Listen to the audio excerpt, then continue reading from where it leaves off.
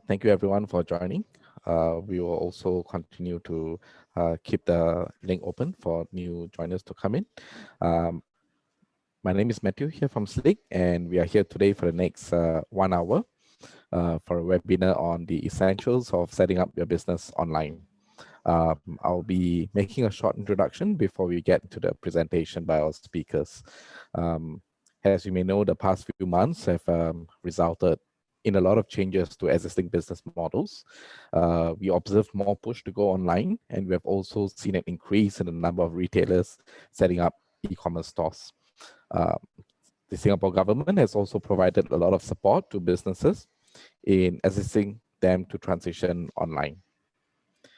Here at Slick, where we work on a 100% online model, we have also seen an increase in the number of new company setups for e-commerce businesses. Slick, we started in 2017 with the use of latest smart technology, we being the first smart corporate services platform for entrepreneurs and SMEs, where everything could be done online. We have also since expanded to offer accounting, immigration, visa, and insurance services on top of our incorporation services for setting up a company in Singapore or Hong Kong. Today, we are happy to welcome Kaiser from Equitalks, as well as Anthony Ong from PayPal, who will be able to share greater insights with you on how you can grow your online business. For now, I'd like to give the floor to Kaiser, who would share with you more on setting up your e-commerce stores to be better performing. Kaiser, please. Yeah, hi, I'm Kaiser. I represent Equitalks. We are a company based in Singapore, and what we do is that we specialize in e-commerce solutions. So one of the trends that we notice, besides going online, is that a lot of our customers, they not only do they have their own e-commerce sites, they also utilize like platforms like, for example, Amazon, Shopee, eBay to push their sales. Because this is where platforms with very huge customer base. So this is something which I think most of the SMEs here, they can consider before they can use this as a platform to promote their branding. Yeah. So in the presentation later, which I'll be giving, I'll be covering some of the qualities which which you can look at to advance your e-commerce websites. So hello everybody. My name is Kaiser, and today I'll be representing Equitalks on sharing on how to build a successful e-commerce, as well as some of the qualities that you can utilize to ensure that your e-commerce is a successful one. Yeah. So I believe that everyone is able to see my slide. So so let me give you a brief introduction to Equitalks. Yeah. So like I mentioned earlier just now, we are a company that is based in Singapore, and what we do is that we specialize in e-commerce solutions. So we have been around the business for around 9 years now.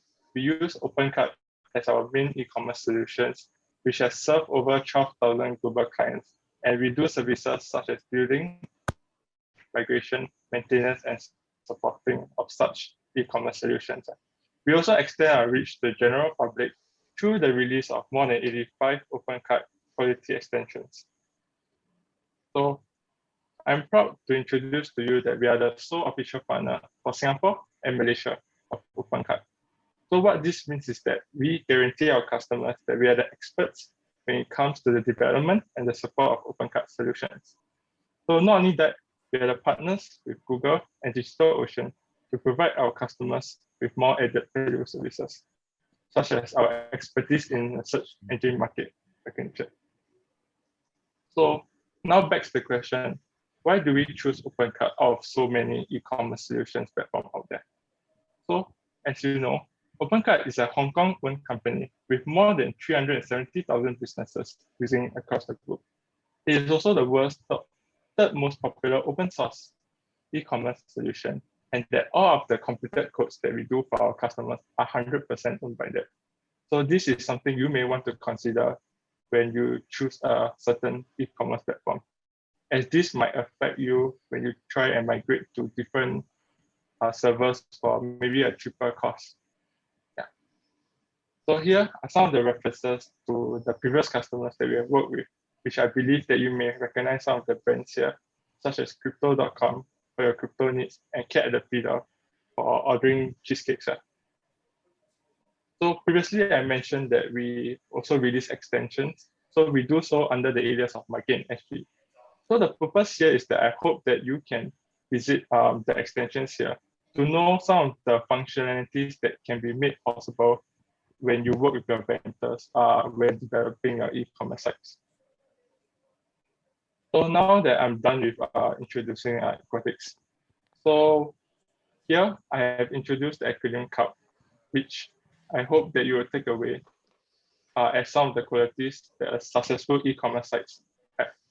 So just like an actual cup, the drinking experience is determined on how the cup was designed and built. So likewise for your e-commerce solution. So I hope that the cup quality will help you to achieve the de facto standard of having a responsive mobile-first e-commerce design, as well as simplifying your business pipelines. So now on to the first C. So the first C here represents the customers. I believe that all of us here has been a customer at least once in our lives before.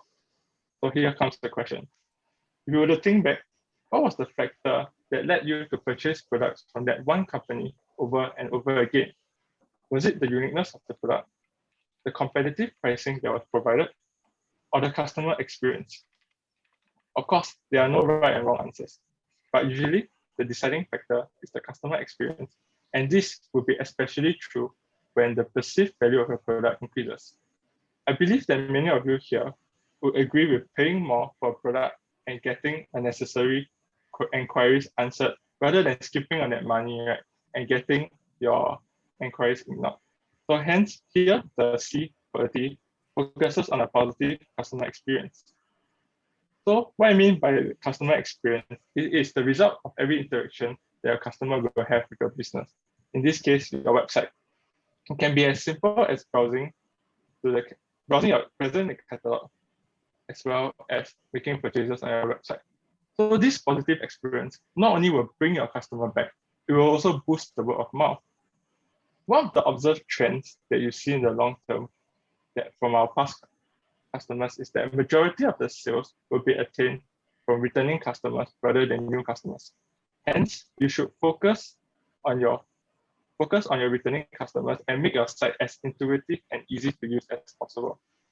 So here I'll be sharing with you two examples from different companies, Cat and the Fiddle and Company B, to show you what are some do's and don'ts that you should not do.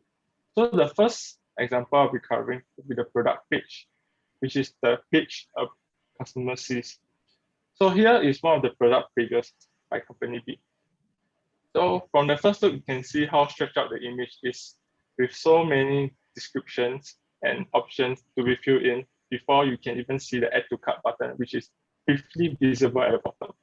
So this is one of the layouts that we don't recommend, as you know, many of us use mobile phone nowadays to visit websites.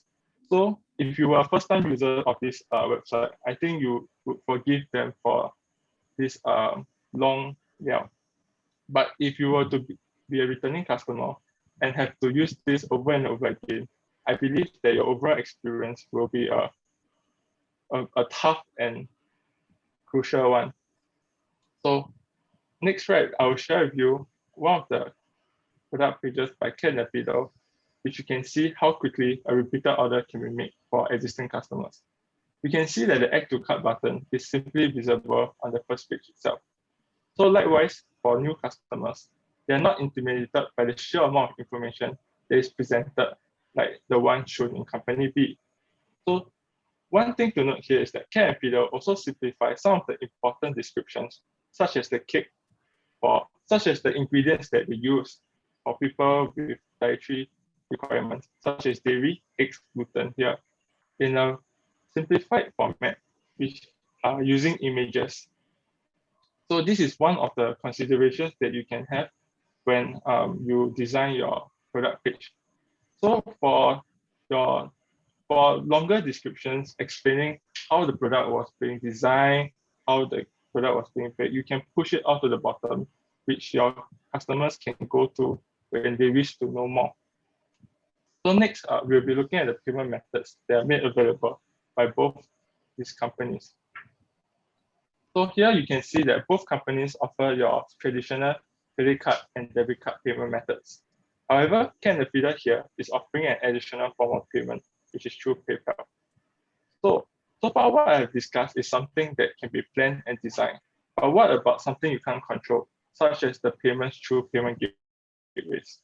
So here I would like to share with you an experience that I was unlucky enough to have, which is one where I made a purchase of a product through a website using their default debit card and credit card payment method.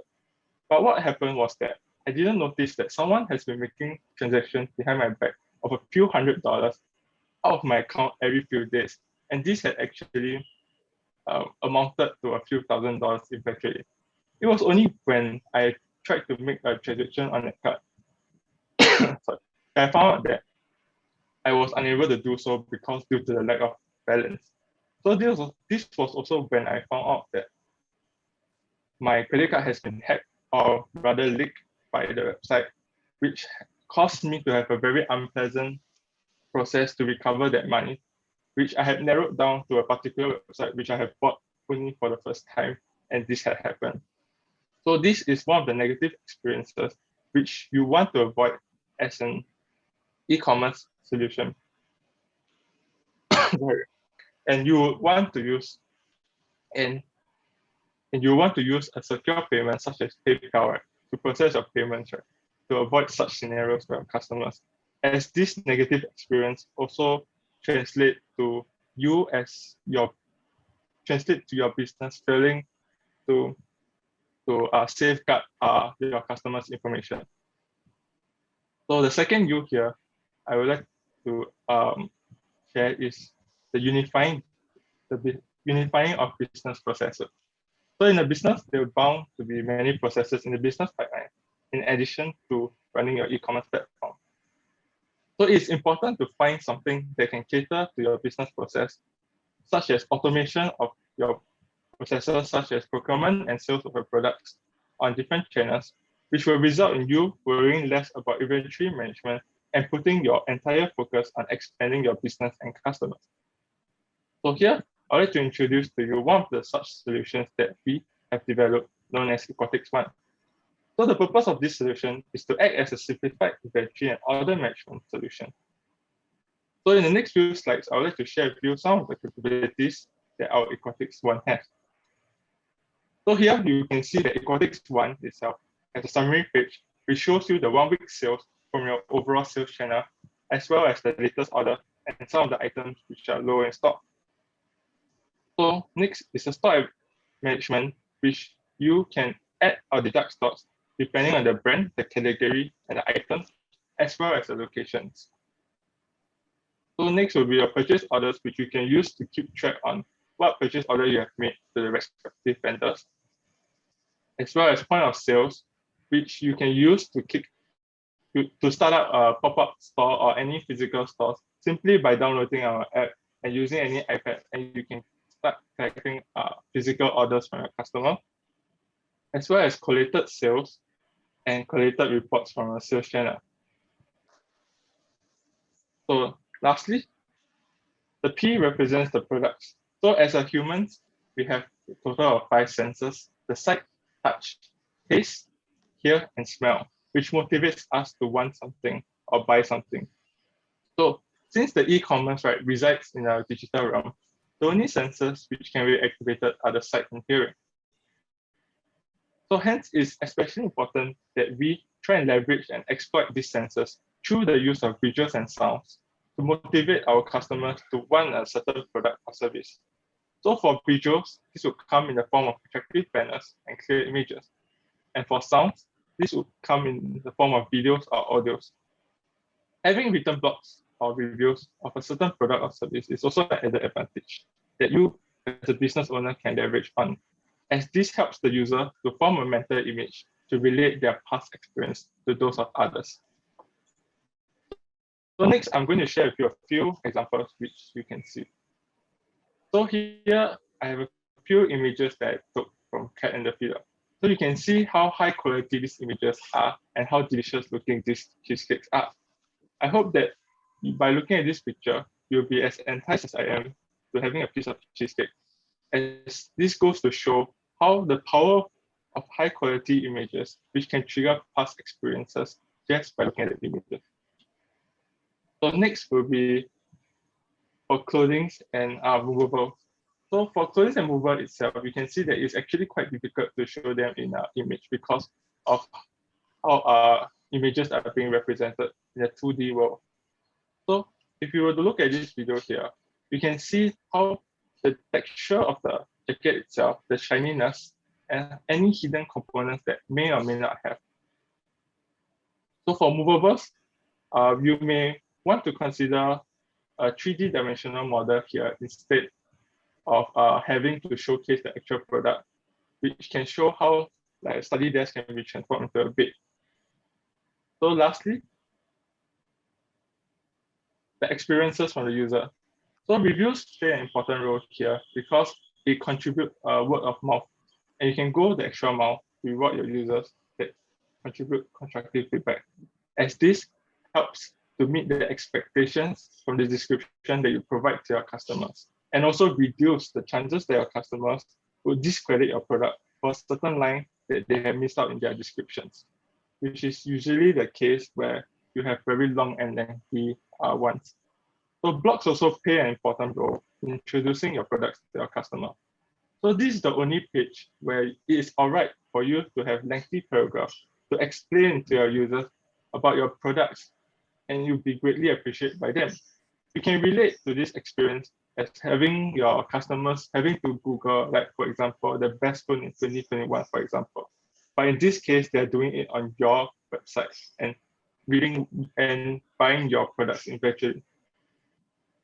So here, I hope that you can take away the cup methodology here, which, sorry, but so here to sum things up, I hope that the cup methodology is something you can take away when you build your e-commerce site.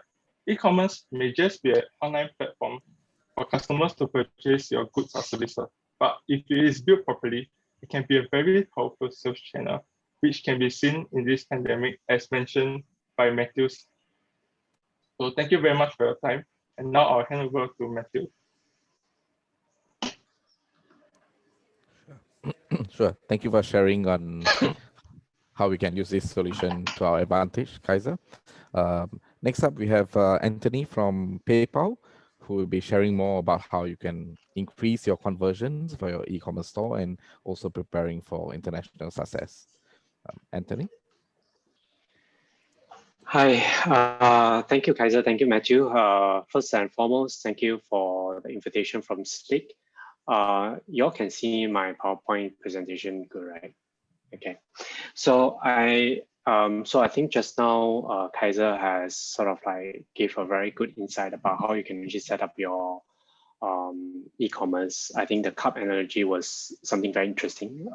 So look at your customer, unify your processes, and of course your product. I think the last bit that you probably want to think about is actually a payment. But in fact, I would probably want to get everybody to think about this first. I think payment is something that's very important. While we have the whole entire engine, you have the whole entire platform ready, right? You probably need to look at payment as an important source, because after all, sales translate to revenue, revenue translate into your profit margin. So at the end of the day, you need to find a way to actually collect your money. Okay, and if you look at the e-commerce website itself, when you have internet is now all over the place. When you have a website in Singapore, it doesn't mean that you only have Singaporeans serving into the website. You can potentially open this up to the whole world. You have people serving in the website.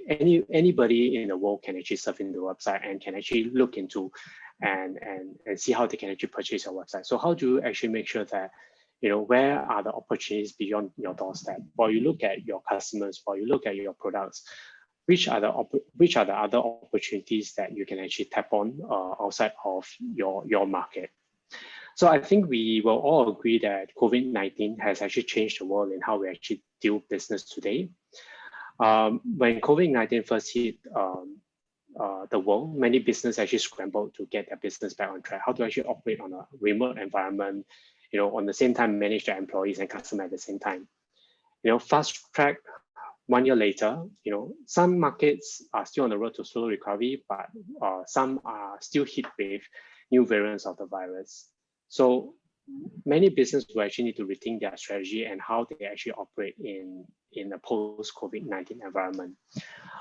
In this presentation, what I wanted to share with everybody is that 2020, when COVID hits, PayPal actually did a borderless commerce report. So what does this report actually entails? It covers a lot of insights in terms of the different markets, how do we actually sell into those markets, which are very valuable for a lot of the e-commerce business itself. Okay, so I'm going to give a snapshot in today's presentation to each and every one of you.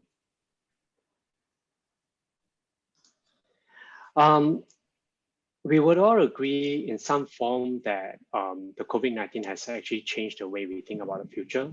The strategy you put in place during COVID-19, will this still be relevant post-COVID environment?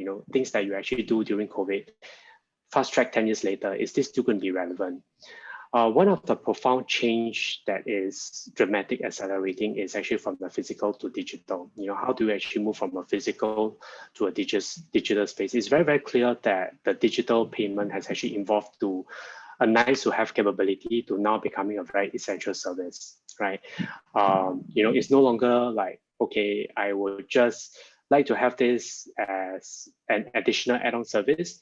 But this is now becoming very clear that everybody is moving towards this digital space. So while you're going towards this digital segment, right, you need to make sure that there is a whole environment that helps to accelerate these movements. Okay, so which sort of like give me some good insights to share with you what is the borderless commerce. Okay, toilet paper, face masks, disinfectant wipes. These are things that we will never think about, 3 years or 4 years back. These are not the first item that online retailers will actually think about. But in 2020, toilet paper became one of the most high search in February to become the most top 4th merchandise. Sanitizer, liquid sanitizer became one of the highly searched item as well. So when we look at all these trends, or when we look at what are the most common products that's being sold on the online itself, you also need to remember that, what are the key things, what are the logistics that's involved in terms of shipping some of these items, and as well as, how do we actually send some of these items across to your customers. From PayPal perspective, as one of the world's largest online payment solution, we have seen the power of smart cross-border approach in transforming some of the small online business into vibrant global ones. International expansion has a lot of benefits. Number one, diversification of risk, through a very wide network of supply and demands. While you're just focusing on one market, right, it may leave you with the risk of, what happens when, there are more competitions, or when there are actually a lot more people trying to sell in the same market as well. The second one is you can actually discover new audience who may actually love your product. Things that may be very common in your market might all of a sudden become a very interesting product that other markets or other consumers from other parts that actually will love. And of course, the last bit of having a cross-border strategy, right, is that you can now have a larger addressable market. Instead of just focusing on one market itself, you can now have a big range of markets that you can actually tap into. And that's the beauty of having an e-commerce business, because instead of just focusing on one, it means that you can now have the option of opening up to all the markets. Now, then the next thing that you probably need to think about is which markets is relevant for you. Where do you actually focus on? Do you actually sell into China? Do you actually sell in the US? Do you actually sell into London, Japan, and so on and so forth? Some of this can be actually quite daunting because you actually need to think about logistic-wise, how do you actually fulfill shipment into those markets? Bringing your product to the areas where demands might be higher, but you also need to remember that logistics plays an important part in some of these areas as well. In this particular report, it actually gives a deep dive insights into 12 markets. And if you look at particularly APAC itself, right, China has the largest population with the highest online sales itself. Okay, whereas if you look at the fastest e-commerce growth is actually India, and you look at the fastest m-commerce growth is actually Japan. So then this brings you to, if you actually sell to this market, how do you actually customize your website to make sure that some of these markets that you're trying to sell into, you actually cater to this, you actually customize your website to cater to this market itself. Okay. One of the key things that we always like to tell our merchants is that, US represents the largest economy, and US is actually one of the biggest cross-border business globally.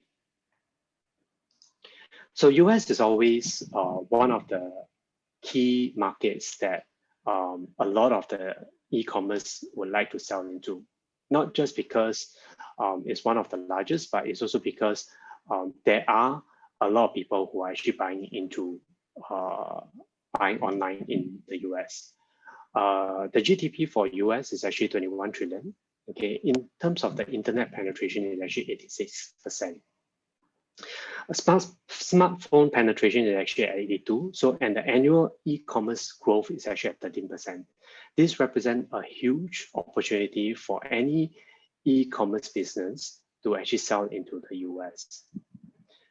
If you actually look at a US deep dive, you actually know that 1/3 of the American shoppers actually shop overseas in the international market to actually get their items. This can be things that they find it hard to find in US, clothing, or they just simply want to buy something that is at a lower cost as compared to just buying domestic. Okay, established online marketplace like Amazon actually dominates the e-commerce space in the US because of two reasons. It provides the security and it provides the service. So if you actually remember, Kaiser just now mentioned about security, and he actually gave one very good example about security, right? Security is constantly in the back of the mind of any consumer when they actually buy online.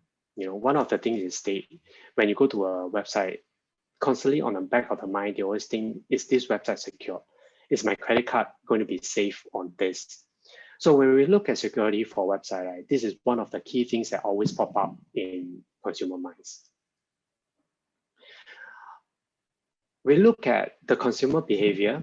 65% of US online shoppers actually make purchase through their mobile device, and this will come at no surprise because in today's age and technology, right, everybody is actually on a mobile phone as well. Most of the transactions that drives through any of the payment platform, close to 80% is actually through a mobile device. So if you look at your website, right, you have to have a website that is suitable for a laptop, but as well as a mobile platform itself. 75% prefer global platform or marketplace with familiar brands and payment, and 50% actually frequently buy during seasonal items. Okay, you know that globally, other than just Christmas itself, we now have a phenomenon of in Asia Pac itself, it has Signal Days, which is 11/11. You also have the Mother's Days that is coming up. You also have Father Days. Traditionally, this actually drive behavior change in consumer. Why is this important when you actually drive online business? Because during all these important days, okay, this is where people will actually start to go online and start to shop and find the best deals that's available. What is the best deal? While e-commerce is becoming a very easy platform for people to actually search, what is the best deal that you can actually offer to a customer becomes a critical success to whether the customer make that click and add to a cart and eventually make that purchase itself. In terms of the digital shopping landscape, I think we have actually surveyed that 41% actually abandoned their cart during cross-border because of the delivery time, shopping charges, or security concern, which is something that we have been talking about.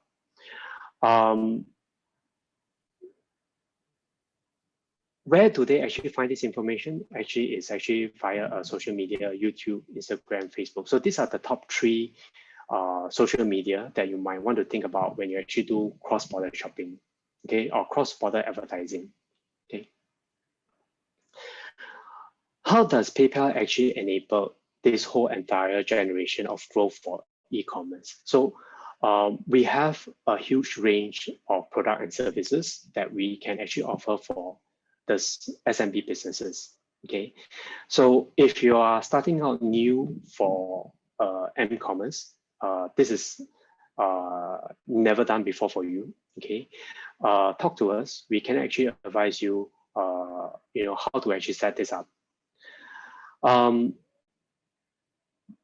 In terms of just accepting the card payment, this is something that we can actually do, on the back end, be it just accepting credit card, be it just accepting payment, PayPal has the solution for you, okay? We also have a lot of other alternate payments. So if you want to enable Apple Pay, WeChat Pay, these are some of the function that's available for you as well. We also have a start payment button. This can be dynamic or it can be localized or personalized according to your customer requirements. So when a consumer, say for example, US, log in your website, everything when they check out will actually be available in the US dollars instead of the domestic currency that you actually put on. This is actually a checkout flow. We have actually seen that if you actually have a very streamlined approach in terms of your checkout, you actually see a higher conversion with fewer steps. Okay, and PayPal actually helps to optimize this conversion rate. Instead of having the customer plow through the whole website, input their details, input their shipment details, input their credit card details, process. When you actually enable PayPal on the website, okay, when they actually log in the PayPal, the customer actually has a lot of details all saved in their login page, and they can actually just approve the system in just 2 steps. Okay. So we have actually seen 80%, close to 80% of conversion rate when customer actually enable PayPal on their website. Okay. Of course, we have a one-touch solution for mobile payment as well. So the moment a customer click on PayPal checkout, 2 clicks, they can actually check it out. No sensitive data is actually entered on the customer, on the merchant website. Everything is actually hosted by PayPal. Okay, because this is actually a special invitation. So what we have actually done is that we would like to offer, for the first time, a discount of 30% of our transaction fee for all new merchants. No account setup fee. There will be a local team that will actually assist you with your account setup, information integration if you require. So do reach out to us and let us know how you can actually get this information. Scan this QR code. You can actually contact either our Hong Kong office or Singapore office, whichever where you are based, and we will actually give you more information. Okay. Yeah, that's it from me. Thank you. All right. Thank you, everyone. Thank you for sharing all the insightful data, Anthony, and also for the features of how PayPal can help us. before we wrap up this webinar, we have some questions that we'd like to pose to both Anthony and Kaiser. So I'll just get into the questions. The first one, perhaps I'll just open to Kaiser. Um, Kaiser, what do you think is the most common mistake people make in the process of starting an e-commerce business? Yeah, thank you, Matthew. So I think the most common mistake that people make is that they get into e-commerce hoping that their sales will kick off as much as they they initially thought it would. So from what our past experiences from our past customers is that a lot of the sales on e-commerce sites, they're newly built, right? They don't kick off as well as e-commerce platforms like Amazon. Is because the lack of branding, and as well as they are also very new to the Google search engine. So even so Google works in a way where they only recommend sites which have been clicked by users. Yeah. So there is one thing to note that normally newly developed e-commerce sites don't do as well as they initially thought. So businesses must be willing to lose that amount of money before, must be able to take up that loss in a way, or find other ways such as publishing their products onto popular platforms, right, to bring up their branding before they bring their customers to their e-commerce sites. Right. So it's probably not something that you can expect instant return. Correct, You yeah. probably have to invest in the infrastructure of the website as well as invest in some marketing efforts online as well. Yeah. So the best marketing effort I would say is to invest onto existing popular platforms, selling platforms such as Amazon or Shopee. Yeah. Okay. Right. Thank you, Kaiser. Anthony, if I may ask you, what are some key pieces of advice you would give to a new e-commerce business? I'll say the first one is actually security and fraud protection. I think this is one of the things that both Kaiser and myself actually talk about. You know, when you are setting up your new e-commerce business, right? Please do not ignore security. Data breach has actually hit retailers, both large and small, right? And customers are actually demanding the best protection to lower their cart fraud. So when you evaluate which are the vendors that you want to use, do also look at which are the, you know, what kind of security, what kind of payment gateway they have in place to make sure that, you know, or how can they actually help you prevent fraud effectively, you know. It doesn't just help the customer, right? It also help your business, because data fraud, right, or data breach, right, can actually result in a big you know, losses for a lot of companies when they try to go online. The second piece of advice that I also want to give is that when you're setting up your e-commerce business, convenience and caution is also important as well. Shoppers often, you know, look at what are the delivery time frame. You know, when you actually shop online, how fast can you actually get the item versus if I just go to a store and get it, right? So you also need to look at delivery item and be very, very upfront and clear in terms of your delivery timeline, so that, you know, it gives the consumer a peace of mind in terms of when they will actually receive their items. Yeah. Thanks for sharing, Anthony. Yes, I think you're right, because there are some strict regulations about data security in Singapore as well, right? PDPA, and any breaches have to be reported as well to the authorities, I suppose. Thanks for your moving on to the next question. Have there been a change, or have there been a significant difference in how the e-commerce landscape has been for COVID-19 and now during COVID, or rather in the period of COVID? Has there been a change in how e-commerce has been done? I was just open to anyone to answer. Okay, I would say that there are 5 key things that have actually changed a lot of business, right? I think the first thing and foremost is that I think I actually shared just now that actually more customers are actually shopping online now. You know, with a lot of local lockdowns, with quarantines, you know, with restrictions in terms of how they can actually enter some of the you know, locations, gathering itself, shopping online is becoming a lot. There has been an increased number of people going online, you know, and in fact, shoppers are actually becoming a lot more confident in shopping cross-border, finding things that they like, you know, because you can't travel, you can't go to that market. You previously might want to travel to that place where you go very frequent. So this is becoming a new wave where people don't just need to go physically to get the item, they can actually buy. So like a lot of things that you used to love when you travel, they can now be available online as well. The second thing that we also realize is that customers are actually becoming a lot more value conscious, you know, because it's becoming so easy, right?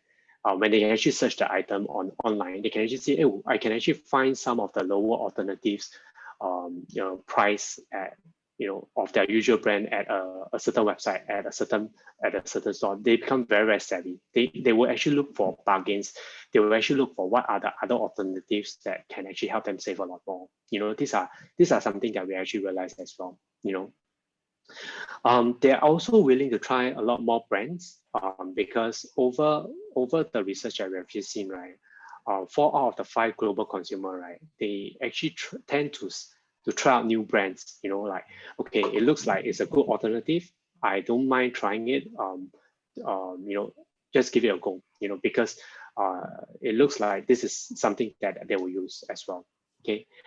I think, and the last bit is also customer relationship and reputation. So they have actually experienced that they have actually seen, you know, 2/3 of the businesses, right, in the e-commerce business have actually seen an increase and stickiness in terms of their customer relationship when they actually go online as well. I see. All right. Yeah. Thank you so much, Anthony. Kaiser, do you have anything to add for this question? Yeah, on my end, right? Yeah, so basically, the e-commerce landscape so far nowadays do not just mainly comprise of websites that people just visit to purchase a certain product.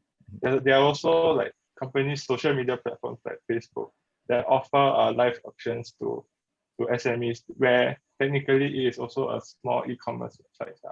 Yeah. Right. So there's also this trend where computers are no longer like what computers are no longer the main platform, the main device that people use to visit websites. So a lot of the olden designs that people have, the fanciful ones, do not apply to our mobile devices because of the sizes of the screen that they have.